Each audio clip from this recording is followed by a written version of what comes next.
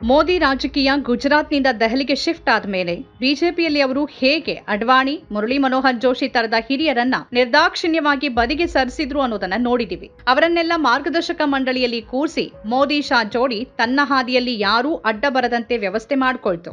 ಕಳೆದ 11 ವರ್ಷಗಳಿಂದ ಯಾರೂ ಆ ಮಾರ್ಗದರ್ಶಕ ಮಂಡಳಿಯ ಕಡೆ ತಿರುಗೂ ನೋಡಿಲ್ಲ. ಆದರೆ ರಾಜಕೀಯ ಹೇಗೆ ಬದಲಾಗತ್ತೆ ನೋಡಿ. ರಾಜಕೀಯದಲ್ಲಿ ದುರ್ಬಲ ಆಗ್ತಾ ಇದ್ದಂತೆ ಹಿಂದೆ ಇನ್ಯಾರದ್ದೋ ವಿರುದ್ಧ ಹೆಣದಿದ್ದ ತಂತ್ರಗಳು ಅಂತಿಮವಾಗಿ ಅವರನ್ನೇ ಸುತ್ತಕೊಳ್ಳುತ್ತೆ. ಒಂದು ಕಾಲದಲ್ಲಿ ಮೋದಿ ಬದಿಗೆ ಸರಿಸಿದ್ದ ಹಿರಿಯ ನಾಯಕರೇ ಈಗ ಮೋದಿಯನ್ನ ಬದಿಗಿಡೋಕೆ ತಯಾರಿ ನಡೆಸುತ್ತಿರುವ ಸಾಧ್ಯತೆ ಕಾಣತೊಡಗಿದೆ. ವರದಿಯೊಂದರ ಪ್ರಕಾರ ಆಗಸ್ಟ್ನಲ್ಲಿ ದೆಹಲಿಯಲ್ಲಿ ನಡೆದ ಆರ್ಎಸ್ಎಸ್ ಸಭೆಗೆ ಬಿಜೆಪಿಯ ಮಾರ್ಗದರ್ಶಕ ಮಂಡಳಿ ಸದಸ್ಯ ಮುರಳಿ ಮನೋಹರ್ ಜೋಶಿ ಅವರನ್ನ ಆಹ್ವಾನಿಸಲಾಗಿತ್ತು. ಅಲ್ಲಿ ಅವರು ದೇಶದ ಆರ್ಥಿಕ ಸ್ಥಿತಿಯ ಬಗ್ಗೆ ಕಳವಳ ವ್ಯಕ್ತಪಡಿಸಿರುವುದಾಗಿ ವರದಿ ಹೇಳ್ತಿದೆ. ಆರ್ಎಸ್ಎಸ್ಗೆ 100 ವರ್ಷವಾದ ಹಿನ್ನೆಲೆಯಲ್ಲಿ 3 ದಿನಗಳ ಉಪನ್ಯಾಸ ಸರಣಿ ನಡೀತಿದೆ. ಅದರ ಜೊತೆಗೆ ಆರ್ಥಿಕ ರಂಗಕ್ಕೆ ಸಂಬಂಧಪಟ್ಟ ಸಂಸ್ಥೆಗಳಲ್ಲಿ ಸೇವೆ ಸಲ್ಲಿಸುತ್ತಿರುವ 80 ವಿಶೇಷ ಪ್ರತಿನಿಧಿಗಳ ಅರ್ಥ ಸಮೂಹ ಸಭೆಯೂ ನಡೆದಿದೆ. ಅಲ್ಲಿಗೆ 91 ವರ್ಷದ ಮುರಳಿ ಮನೋಹರ್ ಜೋಶಿ ಅವರನ್ನು ಆಹ್ವಾನಿಸಲಾಗಿತ್ತು. ಮೋದಿಗೆ ಇಷ್ಟವಿಲ್ಲದ ಹೆಸರುಗಳಲ್ಲಿ ಮುರಳಿ ಮನೋಹರ್ ಜೋಶಿ ಹೆಸರು ಕೂಡ ಸೇರುತ್ತೆ. ಆದರೆ ಅವರನ್ನೇ ಕರೆದು ಆರ್ಎಸ್ಎಸ್ ರಹಸ್ಯ ಸಭೆ ನಡೆಸಿದೆ ಅನ್ನೋದು ಕುತೂಹಲಕಾರಿ ಸುದ್ದಿ. ಮೋದಿ ಬಿಜೆಪಿಯ ಸರ್ವೋಚ್ಚ ನಾಯಕರಾಗೋದನ್ನ ವಿರೋಧ ಮಾಡಿದವರಲ್ಲಿ ಮುರಳಿ ಮನೋಹರ್ ಜೋಶಿ ಕೂಡ ಒಬ್ಬರು. ಇಡೀ ಬಿಜೆಪಿ ಮೋದಿ ಮತ್ತು ಅಮಿತ್ ಶಾ ಅವರ ಕೈವಶ ಆದಾಗ ಮುರಳಿ ಮನೋಹರ್ ಜೋಶಿಯನ್ನ ಬದಿಗಿಟ್ಟು ಮಾರ್ಗದರ್ಶಕ ಮಂಡಳಿಯಲ್ಲಿ ಕೂರಿಸಲಾಯಿತು. ಅಂತಹ ಮಾರ್ಗದರ್ಶಕ ಮಂಡಳಿಯ ಮುರಳಿ ಮನೋಹರ್ ಜೋಶಿ ಅವರನ್ನ ಈಗ ಆರ್ಎಸ್ಎಸ್ ಕರೆಸಿಕೊಂಡಿತ್ತು ಅನ್ನೋದು ಇವತ್ತಿನ ಸನ್ನಿವೇಶದಲ್ಲಿ ಸಂಚಲನ ಮೂಡಿಸುವ ಬೆಳವಣಿಗೆ. ಮತ್ತು ಅಲ್ಲಿ ಜೋಶಿ ಮೋದಿ ಅಥವಾ ಅವರ ಸರ್ಕಾರ ಇಷ್ಟಪಡದ ವಿಷಯವನ್ನ ಹೇಳಿದ್ದಾರೆ. ಆರ್ಎಸ್ಎಸ್ ಮುಖ್ಯಸ್ಥ ಮೋಹನ್ ಭಾಗವತ್ ಜೊತೆ ದತ್ತಾತ್ರೇಯ ಹೊಸಬಾಳೆ ಕೂಡ ಹಾಜರಿದ್ರು. ಆರ್ಎಸ್ಎಸ್ನ ಎಲ್ಲ ವಿಭಾಗಗಳ ಜನರನ್ನ ಆಹ್ವಾನ ಮಾಡಲಾಗಿತ್ತು. ವರದಿಗಳು ಹೇಳುವ ಪ್ರಕಾರ ಅಲ್ಲಿ ಭಾರತದ ಆರ್ಥಿಕ ಅಸಮಾನತೆ ಮತ್ತು ಆರ್ಥಿಕ ಪರಿಸ್ಥಿತಿಗಳ ಬಗ್ಗೆ ಚರ್ಚಿಸಲಾಯಿತು. ಮುರಳಿ ಮನೋಹರ್ ಜೋಶಿ ನೊಬೆಲ್ ಪ್ರಶಸ್ತಿ ಪುರಸ್ಕೃತ ಅಮರ್ತ್ಯ ಸೇನ್ ಅವರ ಹೆಸರನ್ನ ತೆಗೆದುಕೊಂಡ್ರು. ಅಮರ್ತ್ಯ ಸೇನ್ ಮೊದಲಿಂದಲೂ ಮೋದಿ ಸರ್ಕಾರದ ಕಟು ವಿಮರ್ಶಕರಾಗಿದ್ದಾರೆ. ಅವರು ಮೋದಿ ಸರ್ಕಾರದ ಆರ್ಥಿಕ ನೀತಿಗಳನ್ನ ತೀವ್ರವಾಗಿ ಟೀಕಿಸುತ್ತಾರೆ. ಅಂತಹ ಅಮರ್ತ್ಯ ಸೇನ್ ಹೆಸರನ್ನ ಮುರಳಿ ಮನೋಹರ್ ಜೋಶಿ ಉಲ್ಲೇಖ ಮಾಡಿದ್ದಾರೆ. ಅಷ್ಟು ಮಾತ್ರವಲ್ಲದೆ ದೇಶದಲ್ಲಿನ ಆದಾಯ ಅಸಮಾನತೆ ಮತ್ತು ಭಾರತದ ಬಡವರ ತಲಾ ಜಿಡಿಪಿ, ಶ್ರೀಮಂತರು ಮತ್ತು ಬಡವರ ನಡುವಿನ ವ್ಯತ್ಯಾಸದ ಬಗ್ಗೆನೂ ಮಾತನಾಡಿರುವುದಾಗಿ ಹೇಳಲಾಗಿದೆ. ಮೋದಿ ಸರ್ಕಾರ ನಾವು 3ನೇ ಅತಿದೊಡ್ಡ ಆರ್ಥಿಕತೆಯಾಗಿದ್ದೇವೆ ಅಂತ ಜಗತ್ತಿನಲ್ಲೆಲ್ಲ ಡಂಗೂರ ಸಾರ್ತಿರುವಾಗ ಅದೇ ಬಿಜೆಪಿಯ ಹಿರಿಯ ನಾಯಕರು ವಾಸ್ತವವನ್ನ ಬಯಲು ಮಾಡ್ತಿದ್ದಾರೆ. 80 ಕೋಟಿ ಜನ ಉಚಿತ ಪಡಿತರದಲ್ಲಿ ಜೀವನ ಸಾಗಿಸುತ್ತಿರುವ ದೇಶದ ಸರ್ಕಾರ 3ನೇ ಆರ್ಥಿಕತೆಯಾಗುವ ಬಡಾಯಿ ಕೊಚ್ಕೊಳ್ತಿರೋದ್ರ ಬಗ್ಗೆ ಈಗಾಗಲೇ ಟೀಕೆಗಳಿವೆ. ಆರ್ಎಸ್ಎಸ್ ಸಭೆ ಆಗಸ್ಟ್ 19 ಮತ್ತು 20ರಂದು ದೆಹಲಿಯಲ್ಲಿ ನಡೆಯಿತು. ಅಲ್ಲಿ ಮುರಳಿ ಮನೋಹರ್ ಜೋಶಿಯವರ ಮಾತುಗಳನ್ನ ಮೋಹನ್ ಭಾಗವತ್ ತುಂಬಾ ಇಷ್ಟಪಟ್ಟರು ಎನ್ನಲಾಗಿದೆ. ನಾನು ಹೇಳಬೇಕು ಅಂತ ಅಂದುಕೊಂಡಿದ್ದನ್ನೇ ಜೋಶಿ ಅವರು ಹೇಳಿದ್ದಾರೆ ಅಂತ ಭಾಗವತ್ ಹೇಳಿದ್ದಾಗಿ ವರದಿ ಉಲ್ಲೇಖಿಸಿದೆ.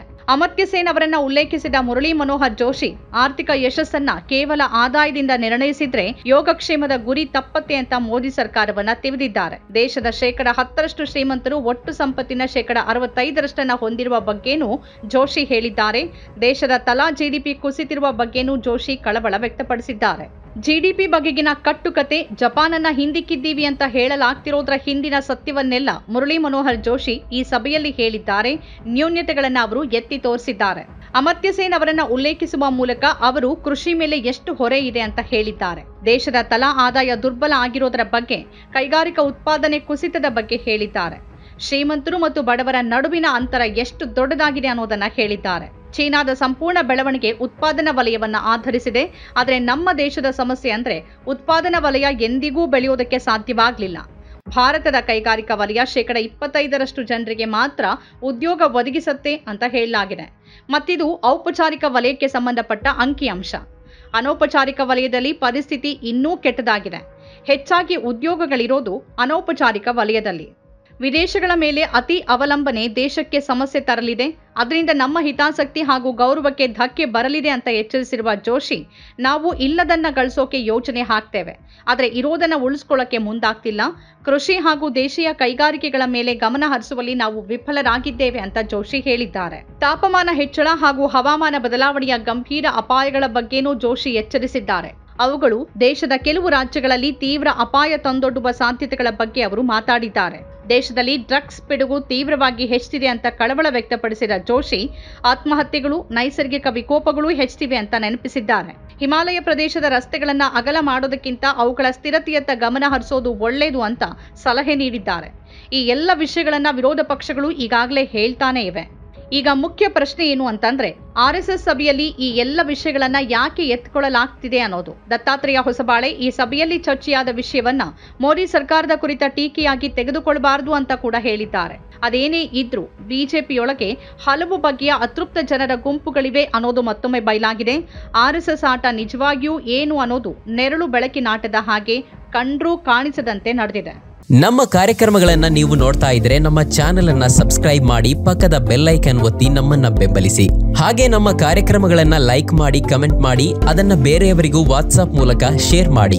ನೀವು ಹೀಗೆ ಮಾಡಿದಾಗ ನಮ್ಮ ಚಾನೆಲ್ ಇನ್ನಷ್ಟು ಮತ್ತಷ್ಟು ಜನರಿಗೆ ತಲುಪಲು ನೀವು ನಮ್ಮೊಂದಿಗೆ ಸಹಕರಿಸಿದ ಹಾಗಾಗುತ್ತೆ. ಇದು ನೀವು ಯಾವುದೇ ಖರ್ಚಿಲ್ಲದೆ ಕೆಲವೇ ಸೆಕೆಂಡುಗಳಲ್ಲಿ ನೀಡಬಹುದಾದ ಸಹಕಾರ. ಧನ್ಯವಾದಗಳು.